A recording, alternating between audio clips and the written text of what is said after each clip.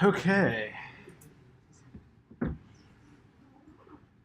So yeah, we're going to be interrupted later on by Professor Ann Emsley. She's probably going to come around 3:30 or 3:45. Does anybody have any questions about anything before we start? So where we're at, we're in electrochemistry. And we've learned how to, yeah, we're recording, Jet. You gotta watch out. You got your voice here forever on YouTube. Talking during class. Anyway, so we're in electrochemistry, and we only have one more topic. I think we're going to be done with all the topics early, so we could probably have 1, maybe 2 days of like study period before the final. So that'd be nice. So, but it's all coming up soon, and the finals are coming up. It's on starting Thursday of next week, right? I think so. Yes. Yeah. Ugh, it's amazing how fast time goes. And I think the for this class is on Monday, right? It's the 7th, yeah. It's on the 9th. Yeah, It's on the Wednesday. Yeah, it is on. Oh, it's on a Wednesday? Yeah. Ew. Please don't make it on the Monday. Yeah, please. Well, it's not my choice.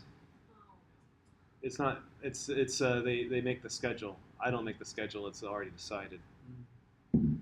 Yeah. So I mean, it's no. I thought it was on the Monday for some reason. No, that's a Wednesday. It's fine. Yeah, and graduation's on a Thursday. So, but anyways, we'll have some time. We can study a little bit in class, I think. But so this is where we left off, and I want to review this because we just kind of had at the end. So delta G is minus RTLN K. It's also equal to minus NFE0 cell. So you can set them equal to each other. And personally, I like using this equation just as is. I don't like going to this, but you can break it down by putting in standard temperature conditions, putting in the Faraday's constant, and you can get this E0 cell 0.592 volts over number of moles electrons n times the log base 10 of K. And you can also do non-standard. So non-standard, same idea, and you can get what's called the Nernst equation, where you're in your non-standard conditions, you have the standard cell minus the quantity 0.0592 volts over number of moles electrons times the log base 10 of Q, the reaction quotient, which we'll cover later on in this class. That's one of the more famous equations. So this is where we left off last class, and we have this reaction here. Copper plus 2 acids makes copper plus 2 and hydrogen gas. And the E0 cell calculated to be minus 0.34 volts. And using the equation, E cell is 0.0592 over n moles of electrons times log of K, log base 10 of K. So the number of moles of electrons in this transfer process is 2. So here are the half cells right there. So the 2 acids plus 2 electrons make hydrogen gas, and copper, well, I guess in this way it goes the other way. Copper metal, it's oxidized. Copper metal is oxidized to plus 2 state and generates 2 moles of electrons. And so then solve for K.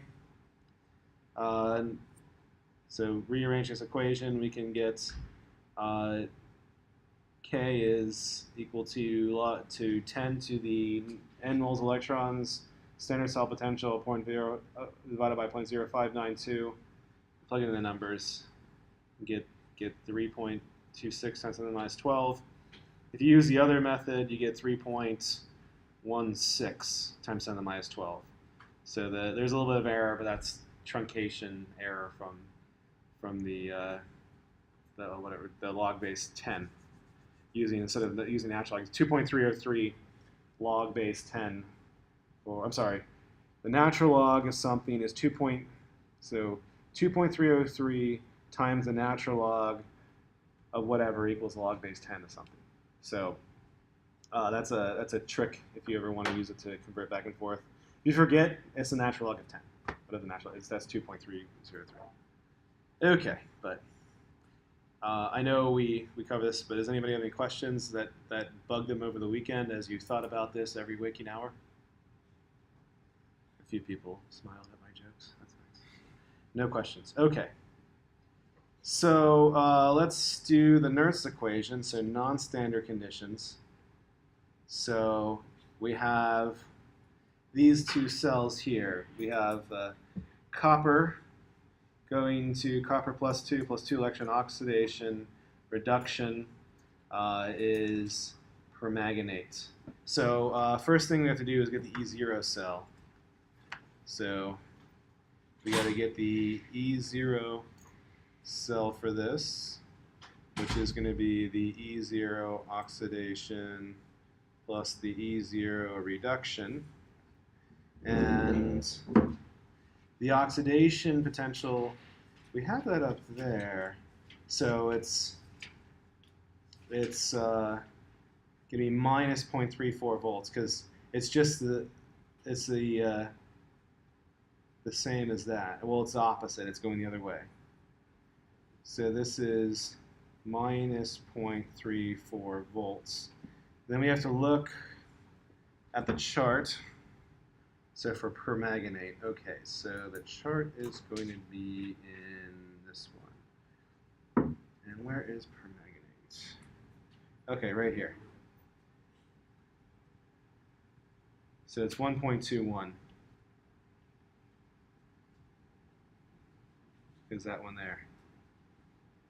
1.21, and they're both 2 moles of electrons. Oops. So this is 1.21. So you don't have to memorize any of those. They're in the charts. So E0 cell is minus 0.34 plus 1.21. And what is this? This is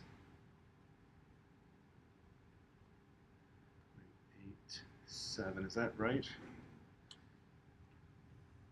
I don't want to make sure my math is good on this Monday.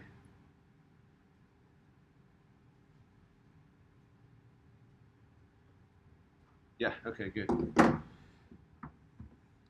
Math is still good. Okay, so that's our E0 cell. And next thing, let me write out the whole equation. This is probably going to be easier. Cu plus MnO4. I'll just put the aqueous plus 4H plus aqueous goes to Cu plus 2 aqueous plus MnO2 solid plus water liquid. Okay, so what is our Q? So remember, Q is products over reactants, but which ones do we leave out for the Q? You have to leave out the solids and the liquids. So our Q is going to be product. It's going to be copper plus 2 concentration all over MnO4 minus concentration. And then, actually, wait a second. I need to balance this. Sorry about this. I got to go backwards. So we have 2 and 3 moles of electrons. So we multiply the top one by 3 and the bottom one by 2. So it's going to be 3, 2,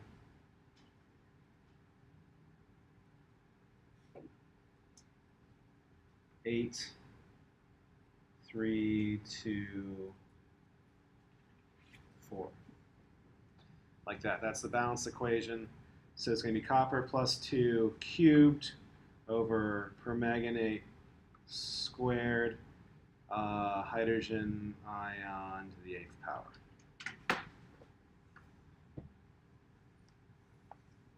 So sorry to backtrack by that, but do you see that when you balance the chemical equation, It's going to be 3 parts copper, 2 parts permanganate, 8 acids, 3 coppers, 2 manganese oxides, and 4 waters.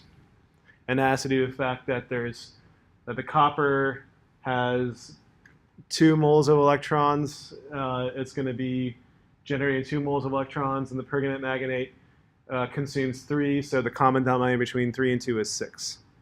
So, are you guys good with that? Are you good with the Q being as like this?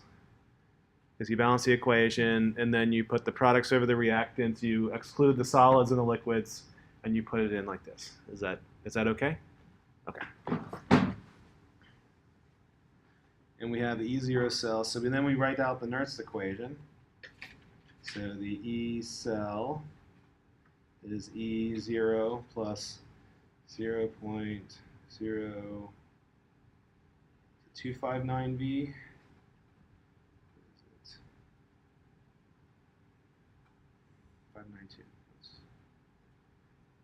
0.592 volts over a number of moles of electrons, log base 10 of the Q.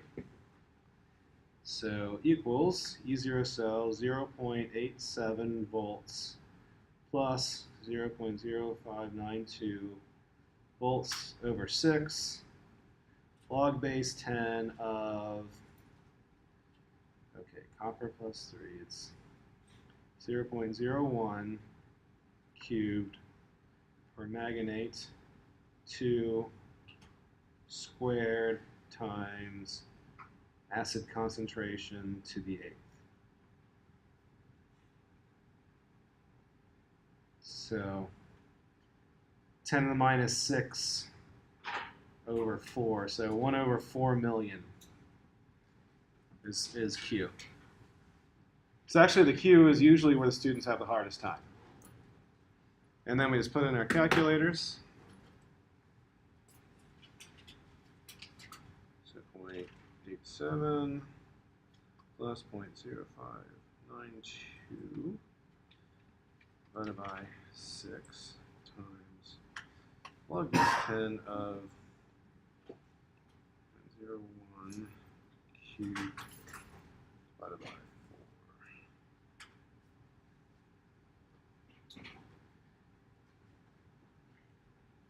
This equals 0.81 volts.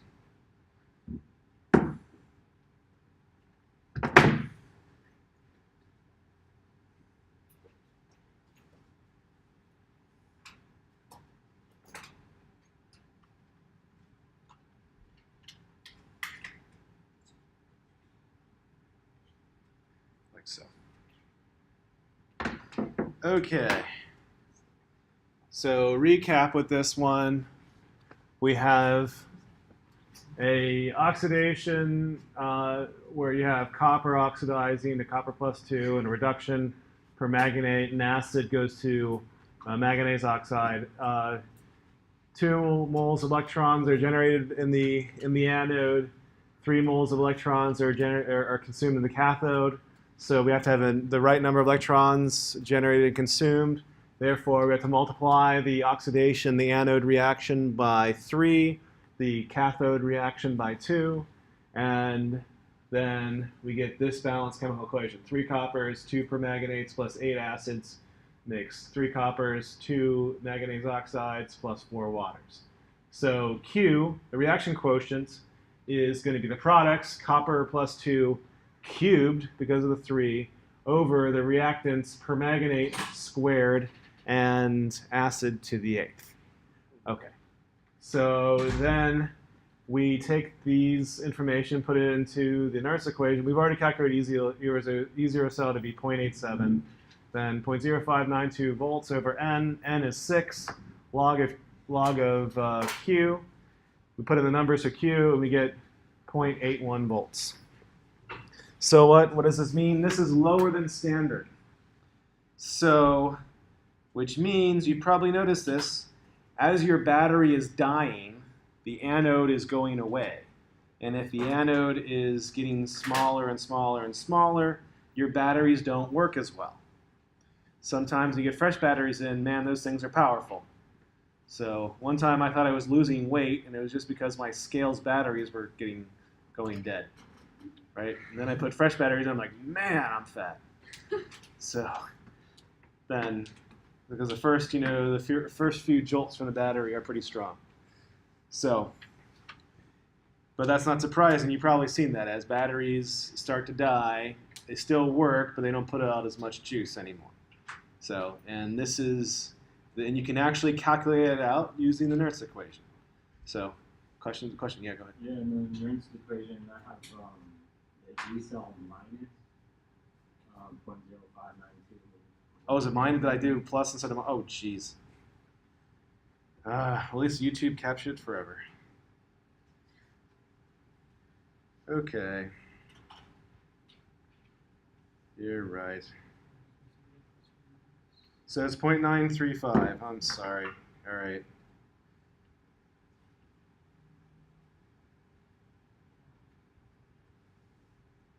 That was a dumb mistake.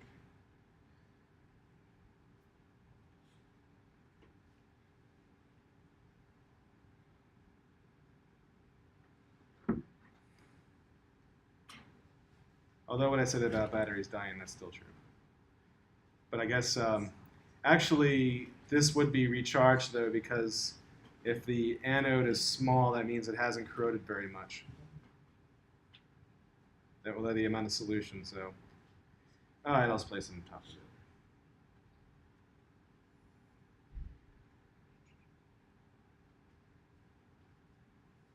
That's how you're supposed to do it, and I'll keep it big. Haha. Okay. All right. Sorry about that. Dumb mistake. I'm glad I made the mistake before the observer came in.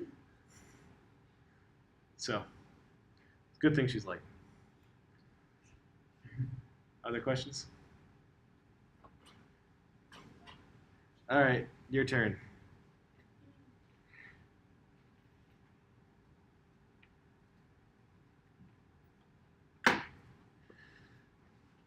Two irons plus 3 magnesiums make 2 irons and 3 magnesium ions. There are the concentrations of iron plus 3 and magnesium plus 2, respectively.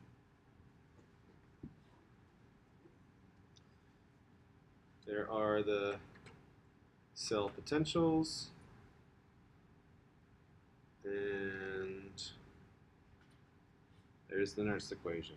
And don't forget the minus sign, unlike your absent-minded teacher.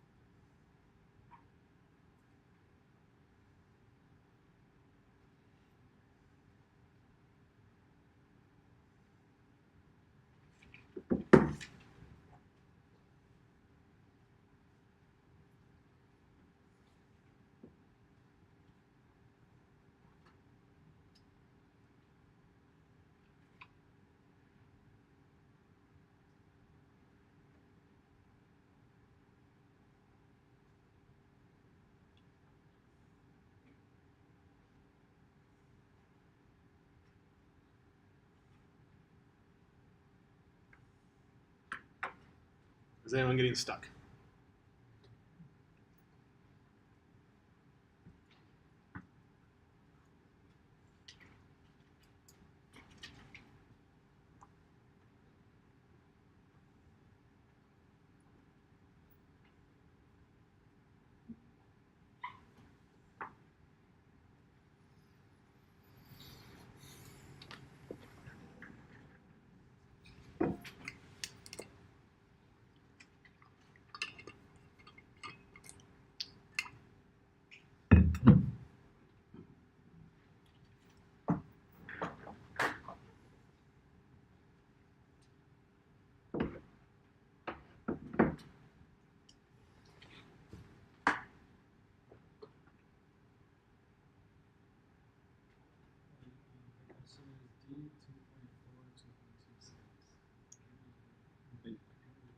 You can't read what?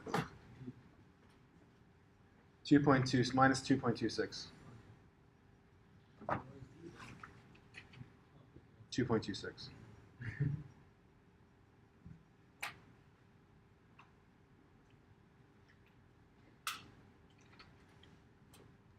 that better?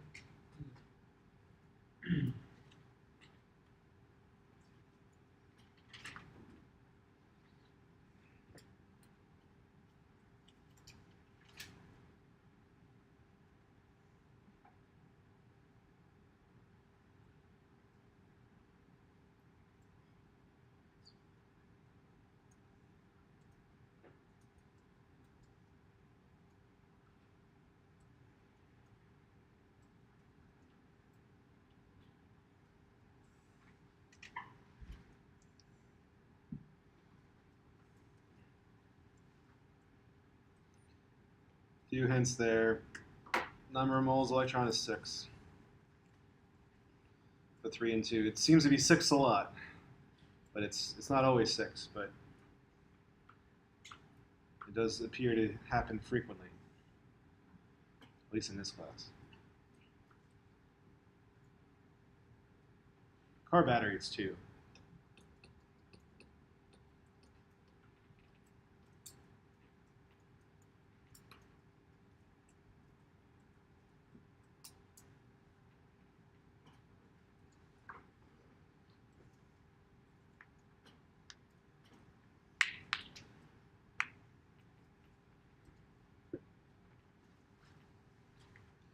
Some people think A, 1.13 volts.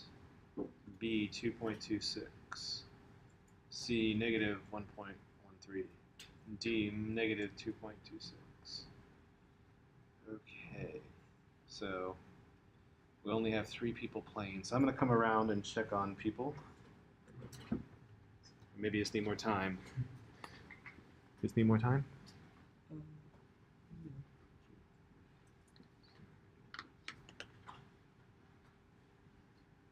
I guess I'll start some more hints. So the E0 cell is going to be E0 oxidation plus E0 reduction.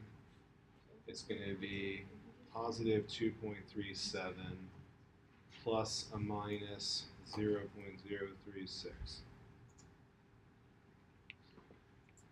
So the magnesium is being oxidized. It goes from magnesium solid to magnesium ion, so you have to flip the bottom equation. This one here, it's positive.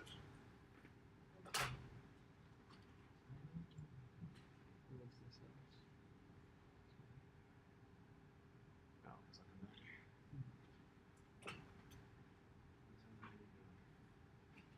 I don't know. Looks like you're getting it. Am I? Yeah, and 6.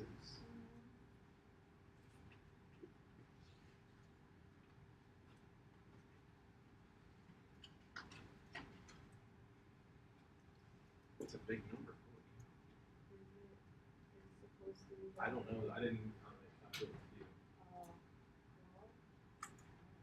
you. It's probably, I mean, it's 2.5 cubed over a million, so it's going to be 2.5 cubes times a million.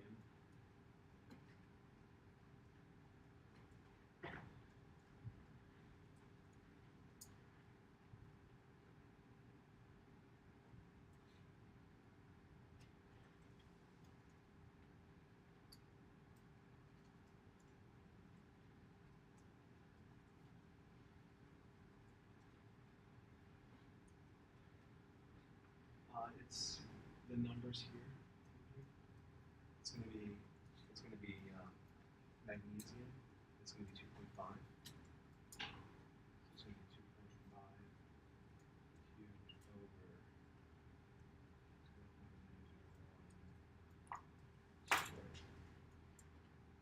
0.001, or 1 times 10 to the minus 3,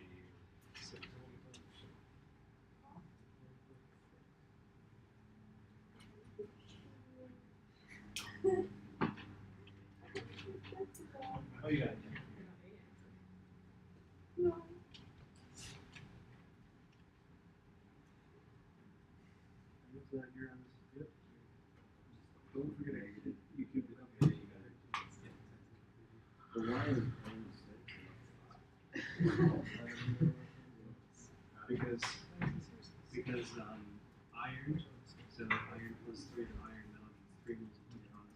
this magnesium generates 2.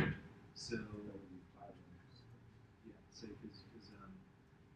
that way if you have 3 magnesiums, you generate 6 moles of electrons, and then 2 irons, 2. So that's the idea. The number of electrons consumed is the same as the generated.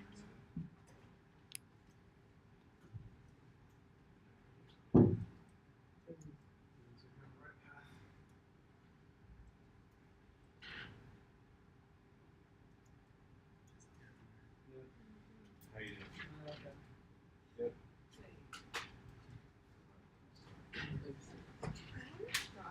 Okay. All right. By the way, my name is Alexis. Oh, It's okay. A lot of people do it.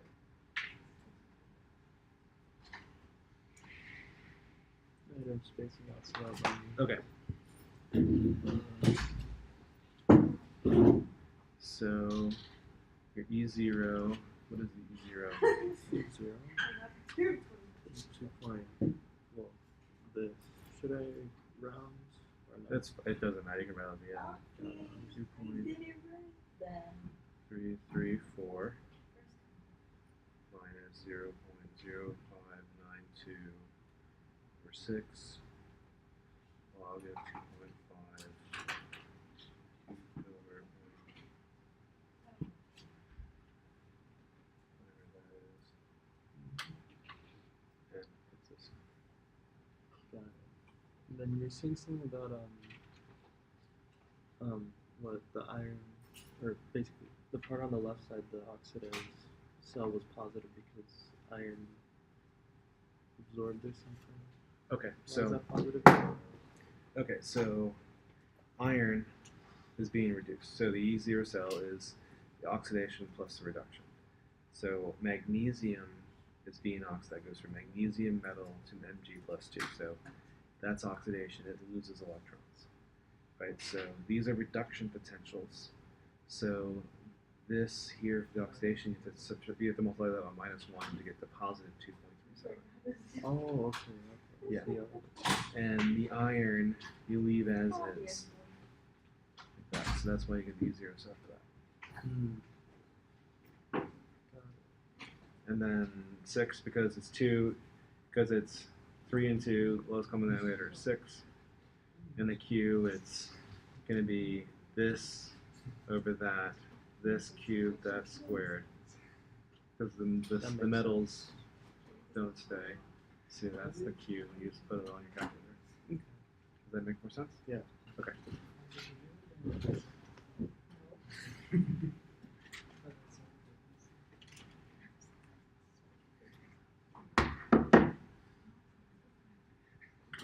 So let's talk about mistakes that students make.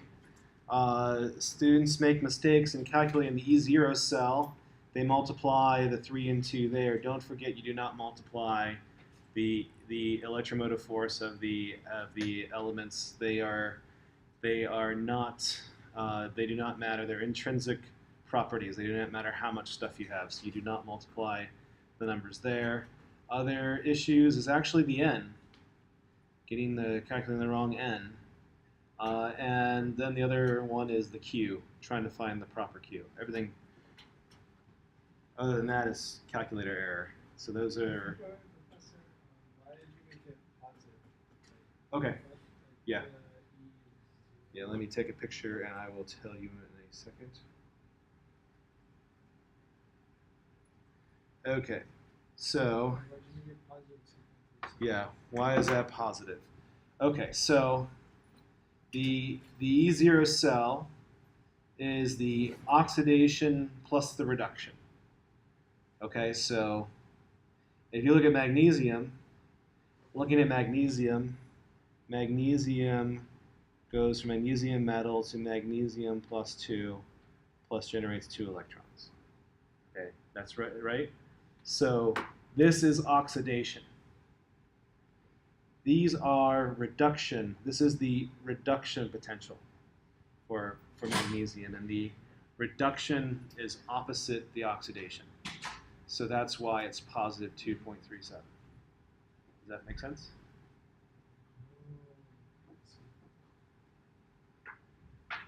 So does that make sense? And then iron you just leave as is because it is in fact being reduced. Iron is being reduced, so you leave the negative in that, the minus 0.036. Oh, okay. I was like, what? I was just so focused. I didn't pay attention to the equation. I was just so focused on the iron. Yeah. Oxidation. Yeah. Yeah. Other questions? Nope. Okay. So, if you haven't noticed then, you can actually get current to flow. So with non-standard conditions, you can get what's something that's called a concentration cell. So this is a standard condition right here. In this standard condition, we can have a copper anode, a copper cathode, and the solutions contain 1 molar of copper ion, salt bridge connected up, and if we check what the voltage is on this battery, the answer is 0. These are all standard conditions, and the same metal is not going to corrode the other same metal. But if we change the concentration,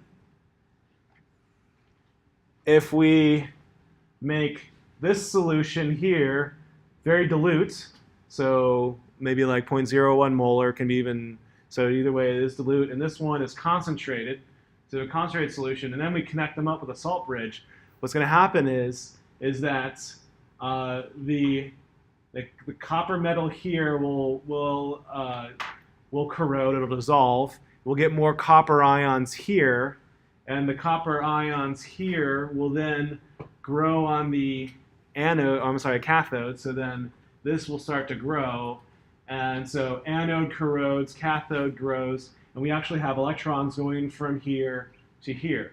So there is a really, really small battery. And you can see it's in this indication it's 0.068 volts, really, really small. So the standard E0 cell is 0, and then we can do then the products over reactants, and we get a very, very small, using the Nernst equation, get a very, very small voltage. So what? Why do we care? That's how a pH probe works. A pH probe is a concentration cell. So if you ever look at a pH probe and you like look at it, like it kind of has like a little kind of nipple thing sticking out of it, and it's got a little kind of white. It's usually white patch. Whenever I look at it, it has like a white patch in it. So the part sticking down is an electrode that you stick into solution, and the little patch on it is the salt bridge. Okay, so you need both for the ions to flow, and you put that in solution, and inside of the voltmeter, inside of the pH probe is a standardized solution. It's usually 1 molar, but they put an acid solution, and it connects up via the salt bridge and the electrode, and then if the solution is different, if the concentration of acid in the solution is different than that of the acid concentration in the standard cell, then electricity will flow. Then current will flow, and there's a voltmeter in there, and then the computer is just programmed inside the voltmeter to give you then it'll backtrack the concentration of acid. So if you essentially though a pH probe is just a very weak voltmeter, and of course over time, if you keep on playing with it over time, this acid concentration will change. And also one of the things, if you remember, you calibrate. If you ever use a pH probe, you calibrate it. Why do you have to keep on calibrating it? Because the acid concentration here can change. So, and that'll recalibrate the computer to have it work again properly. So voltmeter. Voltmeter is actually a concentration cell. That's kind of cool. Okay, so anybody have any questions before we keep on going? So we're into some of the so whats. Here's some batteries. So the obvious, uh, whatever application of some of the stuff is batteries. This is a dry cell battery. So has anyone ever like taken a hacksaw and sawed a battery apart? I have. Anyone ever done that? Oh, okay, good. What did it look like on the inside? It looks like there's a tube in the middle and there's like stuff on the outside, but like Gel. yeah, The gel. gelish. Gel. Yeah, and then the gray stuff on the side. Yeah. Yep. So actually, you're looking more at probably an alkaline battery. You know, I grabbed a knife and just kind of chopped away at the battery. Nice. I used a hacksaw. So, but here's an old school dry cell batteries. We don't use these as much. So there's usually a carbon rod in the middle. I guess the tube. You said tube. Was it a black tube or? It was black. Yeah. Then it was a piece of carbon, and then inside the cathode is magnesium oxide and ammonium chloride, and then zinc as an anode. So, but most batteries these days are alkaline batteries, and alkaline because it's in potassium hydroxide. So, it's when I sawed it in half, it's a gel stuff. Don't touch the gel and then rub your eyes. Okay, that's going to hurt really badly. You might blind yourself. It's similar to the dry cell batteries, except the cathode is the magnesium oxide and potassium hydroxide. So, and when the batteries die, it's typically the anode goes away. So for most batteries, at least like the tiny batteries, like the AA, AAA batteries, it's the zinc coating inside the battery. When that corrodes away, the battery's dead. So then it won't work anymore. And the carbon rod, it says it's the anode. It's really just to conduct electricity. The carbon is not actually being reduced. It's just there because graphite conducts. So graphite conducts electricity, and it's something that's not gonna and graphite is not gonna dissolve in the solution there. And so something you might notice, so this carbon rod sits in here. It's in the little nipple on the top. That's the positive terminal. And then actually the whole case. Although typically the battery has some sort of plastic coating on it. But if you take off that plastic coating, you can touch any part of it, and then the battery will work. Because the zinc is attached to the metal case of the battery. Metal, it's oftentimes steel or something like that. And for many things also I mentioned about the positive, neutral, and ground for many small devices and isolated devices, the neutral is also the case itself. So in your car, for instance, the steel frame of the car is the neutral. So there is no ground to your car. So the physics guys, so do you know why it's safe to be in your car to be struck by lightning? Do you know what that's called? The car is something? Faraday cage, yeah. Faraday cage. Yeah. It's like the lightning goes around. So the idea is for the Faraday cage, if you have a conductor, so if you have like a conductor, inside the conductor, there is no electronic field. So the idea is that if there is an external electronic field, the electrons will flow to counteract the external electron field. So if you have a car, here's my car. It's like a Flintstone mobile, but either way, the car is made of metal, and that means as you're sitting inside the car, an external electronic field will be canceled out by the flow of electrons along the metal. So the metal, if there's an external electronic field, then the electrons will flow alongside the metal, and it'll make a zero field inside of the car. If there's no electronic field, then there's no potential. So the lightning, if it strikes, it'll strike the car. As long as you're not touching the car, the metal part of the car, you're fine. Of course, your gas tank is touching the metal part of the car, so you won't get shocked as long as you're not touching the metal piece of the car that's attached to the frame. You're not going to get shocked, but then again, your gas tank might explode. So, just depends. Okay, so speaking of cars, car batteries. So, also sulfuric acid is sometimes referred to as battery acid. Maybe you've heard of battery acid before. A car battery is actually 6 cells all in series, and they're about 2 volts apiece. So a car battery is a 12-volt battery. And I've never tested this out personally, but I'm told that if you touch the terminals on a car battery, you won't get shocked. So supposedly humans, our threshold is about 60 volts. So we're pretty big resistors. We're not very. I've never tried it, at least not intentionally.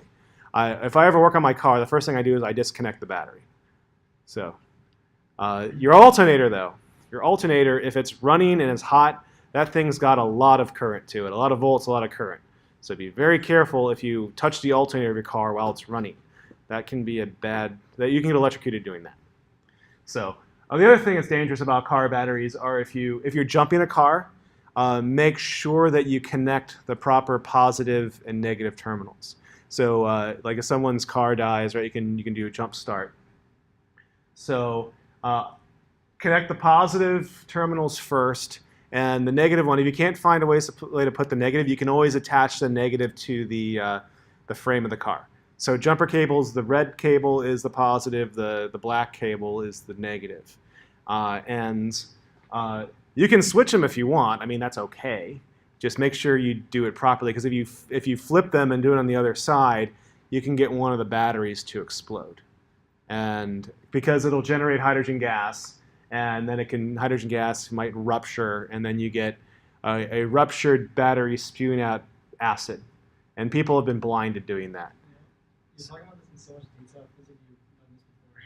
I haven't had it explode, but I'm just when I work on my car, like my neighbors probably think I'm cooking meth or something like that, because I have gloves on. I put on like nitrile chemical gloves, and I wear at the very least sunglasses. Sometimes I wear safety glasses. So if I'm ever like brakes, have you guys ever changed the brakes in your car? Yeah, it's pretty easy. It saves you like $500. Yeah. Right? You know, it's so easy. But I hate that my hands get all black and that kind of stuff. So I just wear the nitrile chemical gloves, and I put safety glasses on, and I'm out there and oh well, I'll let my neighbors think what they think, kind of thing. And but like whenever I play with the battery though, I have the safety glasses on. So at least then I probably won't get blinded. But being hit in the face with acid has other consequences too. Right? I don't want to be that, uglier than I'm already. So, but it's happened. It's one of those things that it doesn't happen very frequently, but it's usually, you probably end up in the newspaper if you do it. This kind of thing, like UHMC student get blinded by hooking up jumper cables wrong way. Chemistry professor ashamed. But what's if you take apart, which I've never done, I've never taken apart a car battery, but there'll be 6 cells, and on one of the cells will be kind of a gray sort of thing, and that's lead metal. That's the anode, and then the other part is going to have white powdery stuff, and that's the cathode. So the white stuff is lead oxide, and the gray stuff is lead metal. So it's a lead acid battery. That's also why they're so heavy.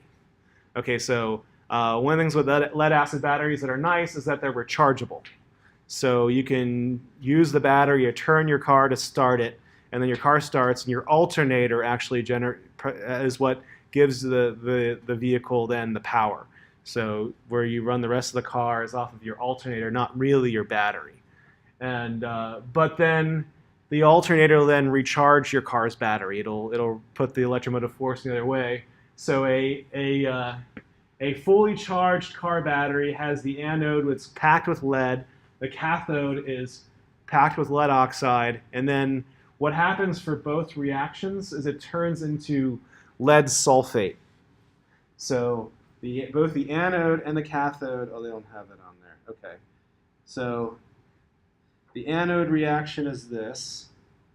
You have Pb solid plus H2SO4 makes lead plus 2 aqueous plus, not Pb, plus SO4 minus. And the cathode reaction is Pb plus 4 oxide solid plus H2SO4 makes Pb plus 2 aqueous plus SO4 minus aqueous. So lead batteries are kind of unique because as they run, both the anode and the cathode corrode. So technically speaking, the cathode doesn't corrode, but it disappears. Usually your cathode grows and your anode disappears. And then when the reaction goes the other way, then lead oxide forms on the cathode and lead metal reforms on the anode. So other problems with your car battery,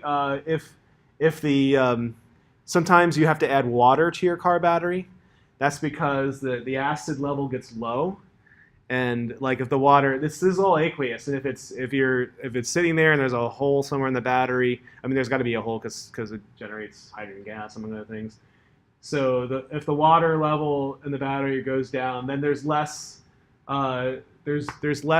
acid in contact with the anode and the cathode, and the battery is just a smaller battery then. So if you add more liquid to it, then your battery can work better. So if you ever wondered why sometimes you have to add water to batteries. So, I never have. My car batteries usually last about 1 to 3 years. I have to replace them anyways. Probably because I buy them super cheap at Costco. I don't know. But, okay. Anybody have any questions with car batteries? All right, lithium-ion batteries. It's another one that's rechargeable. And lithium-ion batteries, they are like they say. They are lithium ions. So the anode is sheets of graphite that have lithium ions entrained in them, and as the battery discharges, there's a metal oxide that then the lithium ions then move towards the metal oxide. And in doing so, a current is induced, and likewise, recharging it, you can just put the ions going back the other way. So lithium ion, this is different than lithium metal. You can get lithium metal batteries too. It's just like a regular kind of like where the lithium metal is the anode. This way, the lithium ions, lithium stays an ion. It doesn't ever, the electrons are not necessarily transferred there to the lithium ion, but this way the lithium ion moves. And what's also nice about this situation is it's rechargeable and they're light. So lithium itself is light. Graphite is light. The transition metal oxide, that can be a little heavy, but generally speaking, lithium ions are light. One of the problems with lithium ion batteries, though, is you can't let them ever completely die. So if all of the lithium ions from the anode go to the cathode, the battery actually won't recharge again. So the performance of a lithium-ion battery goes down as it ages. And you probably know this already because you've noticed, like, your cell phone batteries. Like, if you have a cell phone, like, I can't keep a cell phone for any longer. Like, 3 years is kind of the max. Because if not, then the battery just doesn't work. I mean, well, it'll work, but it'll work for like 6 hours. So that's because, if you want it to work even slower, what you can do is you can just let your battery in your phone die down to nothing. You keep on doing that, it's going to stop working. So Then I guess we didn't talk. The other battery that I didn't mention here are nickel metal hydride batteries. That's what they put in. Some electric cars use lithium ions. I know the Priuses, so they use nickel metal hydrides. What's nice about those, they're heavier, but they keep their performance for a longer time. So nickel metal hydride batteries they're a little more robust in terms of their use over a long period of time. Okay. Everybody answer our questions? So, and the next thing is a fuel cell. So fuel cells are nice. So batteries are actually very thermally efficient. Batteries, you can get about 85% or greater. So like a car, like a regular car, is about 20% efficient, meaning you get 20% of the energy you put into it comes out as work. And diesel engines are a little better. They're about upper 20s, 30% in terms of efficiency.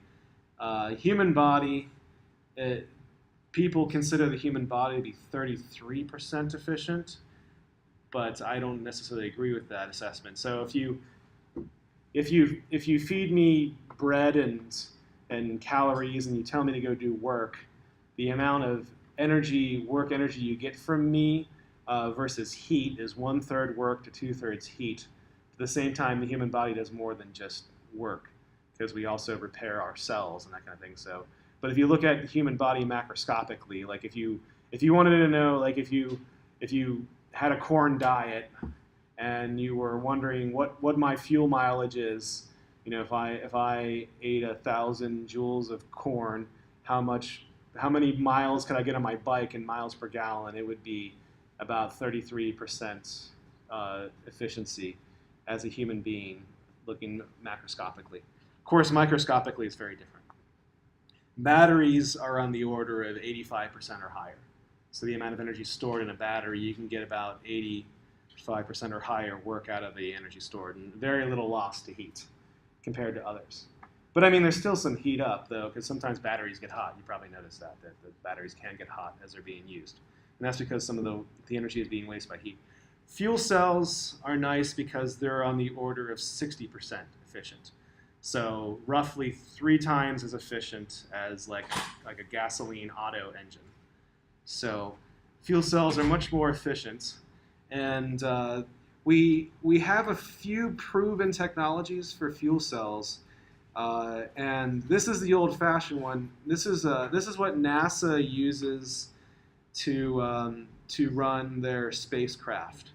I don't know what the International Space Station uses. I suspect they might do this, but this technology has been around since the 1960s, and it's a hydrogen fuel cell. You have oxygen and hydrogen. Hydrogen comes in and into an electrolyte, and you have an anode. These are typically made of platinum or palladium. So the anodes and the cathodes, and then the hydrogen gives up its electrons, then it flows and does work, and then oxygen comes in, breaks apart on the cathode, and then water is formed inside the fuel cell. And this is how astronauts get their water to drink in space. So if you want a job that's tough, be an astronaut. So first to get to space, you have to sit on top of a bomb that goes off very slowly. And the oxidizer, and these are all, the oxidizer and the reducer are both in there. And then the enthalpy from the reaction is the thrust that pushes you up. And I guess it's about 20 to 30 minutes to get up into space. The astronauts like it though. They say it's like a nice back massage. So then you go up into space, and it's because the rocket shakes, and it says it feels pretty good. But before you go up, though, you can't eat anything, and you're also strapped in your spacesuit, so you're all tucked in there, and you can't really go to the bathroom. So you're dehydrated, you're hungry, and you gotta pee. But they have a diaper in there too, though. So if you do, you can, you just have to clean yourself up later. And then when you get to space, you got to wait for the fuel cell to run so you can drink something. So they have dehydrated food, so you got to wait because weight is always such an issue. You have to wait for the fuel cell to pump out water so you can drink and you can eat. And I mean, I kind of want to be an astronaut, actually. That's one of my dreams, but I'm a little heavy. We'll see. But that would be a cool job, but it'd be scary at the same time. And what's also scary, I was just reading this, the Challenger explosion. They found out that actually the astronauts survived the explosion, that they died after when they fell to the bottom of the ocean. They were stuck in the Challenger's command, whatever that is, the cockpit. So they made it through the explosion, and they died just of suffocation. So I thought it was like where they want to take off and that was the Apollo. then oh, okay. That was one of the, I forget which one. One of the Apollo missions blew up. Challenger blew up as it was going up. The cold temperatures, it was a cold temperature, and then the O-ring and the solid rocket booster. So the space shuttle had the main engines on the shuttle itself, which ran off of hydrogen and oxygen, and then they had two solid rocket boosters that were aluminum permanganate, I think, is the fuel for that. And then there was no oxidizer; you just relied on the atmosphere for the oxidizer. But the O-ring and the vibrations, so the cold temperature shrunk the O-ring, and that led to rocket fuel leakage on the sides, which caused an explosion to go up and blew up one of the side boosters, and then ignited the rest of the rocket. But rough way to go. There's a teacher on that one too, history teacher. So she was supposed to do a lesson from space. Okay, so this is 1960s NASA technology as written here.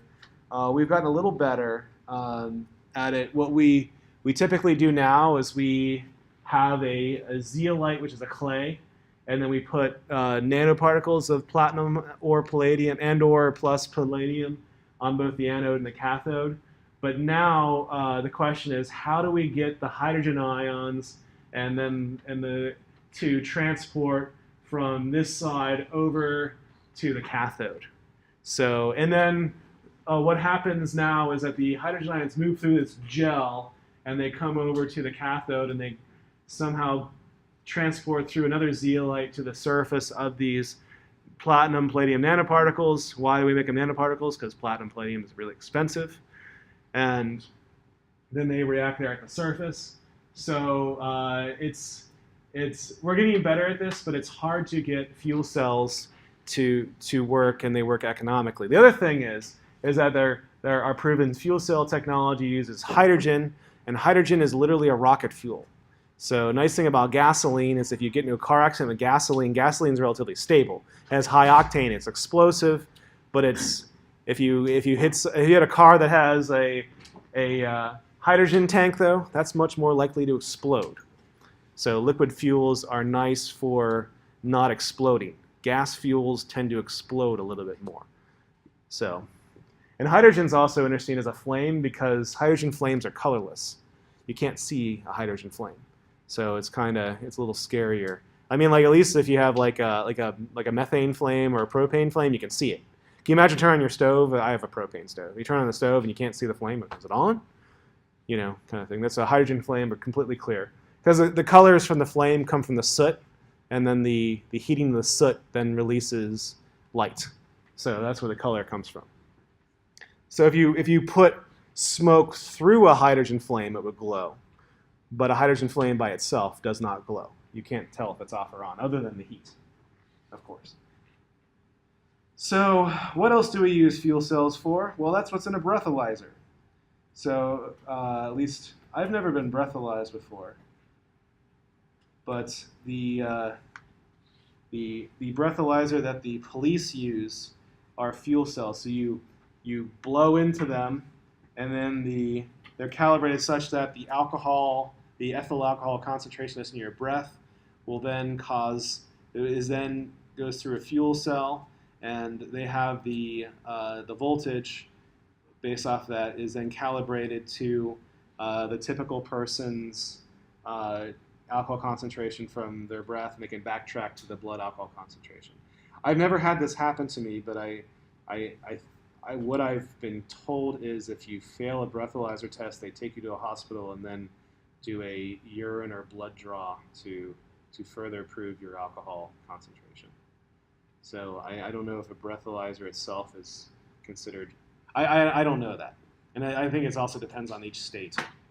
So, but I hope no one ever has to do this in this class. But a breathalyzer is actually a fuel cell. We haven't gotten fuel cells to work for big things yet. And that's an interest because of the efficiency. So you can triple your efficiency, more or less, with a fuel cell. Okay. Oh, I wonder where my evaluator didn't come. So, and we have one more lesson. We have one more lesson for electrochem, and I think I'm inclined to stop class 10 minutes early because is that a good thing? Or, you know, I can talk for a long time. Would you rather if I did interpretive dance for you? Or because you have lab? Yeah. So, but does anybody have any questions about anything? So we will continue on and talk about the electrochemistry, corrosion, and electroplating next class.